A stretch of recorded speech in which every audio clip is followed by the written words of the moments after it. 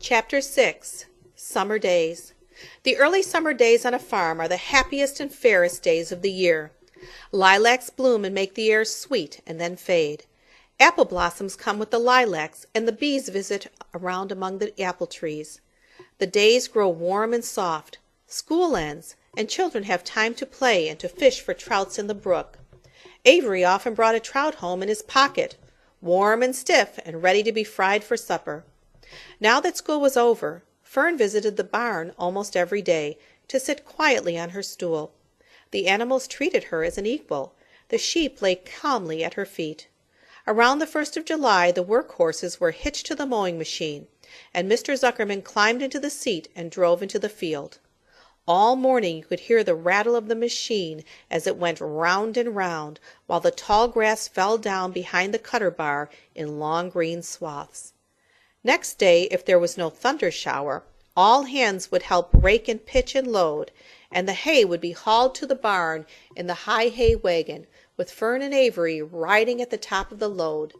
Then the hay would be hoisted, sweet and warm, into the big loft, until the whole barn seemed like a wonderful bed of timothy and clover.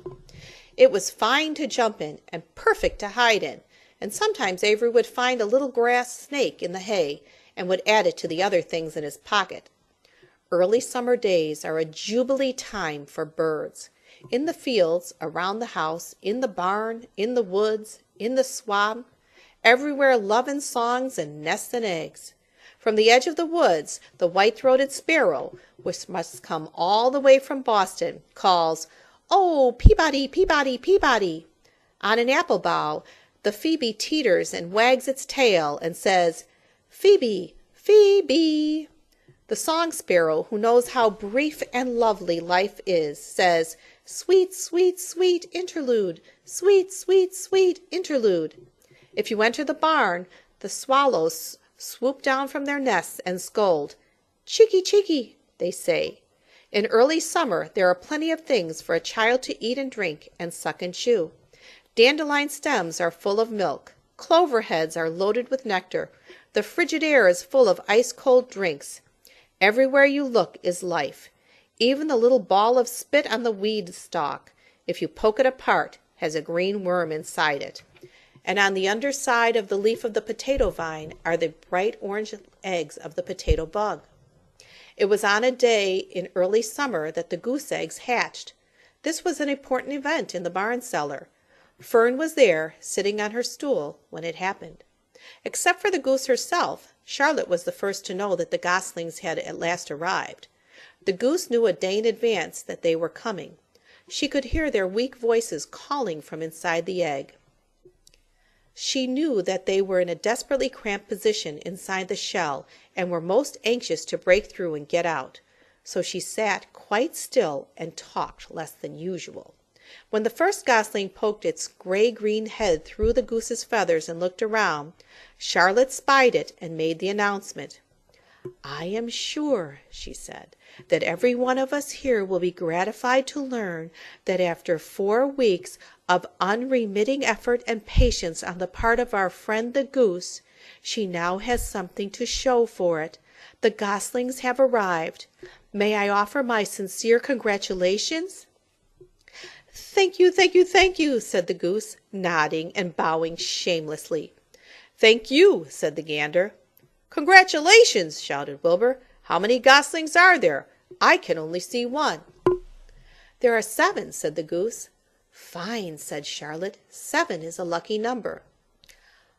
"Luck had nothing to do with this," said the goose. "It was good management and hard work."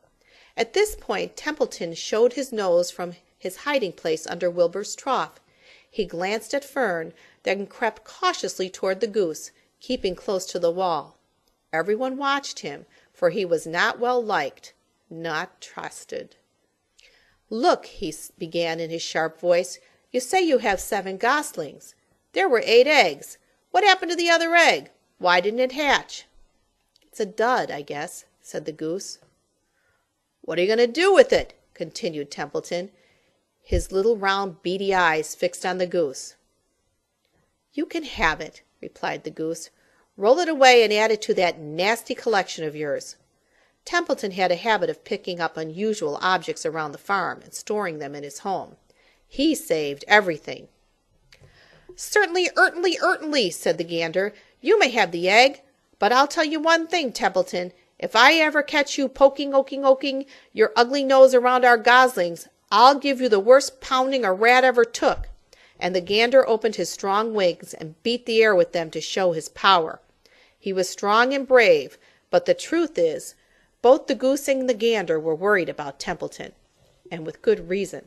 The rat had no morals, no conscience, no scruples, no consideration, no decency, no milk of rodent kindness, no compunctions, no higher feeling, no friendliness, no nothing. He would kill a gosling if he could get away with it. The goose knew that. Everybody knew that. With her broad bill, the goose pushed the unhatched egg out of the nest, and the entire company watched in disgust while the rat rolled it away. Even Wilbur, who could eat almost anything, was appalled. Imagine wanting a junky old rotten egg, he muttered.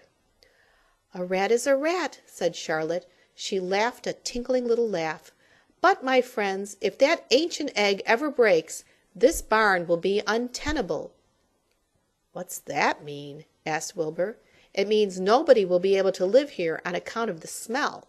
A rotten egg is a regular stink bomb. I won't break it, snarled Templeton. I know what I'm doing. I handle stuff like this all the time. He disappeared into his tunnel, pushing the goose egg in front of him.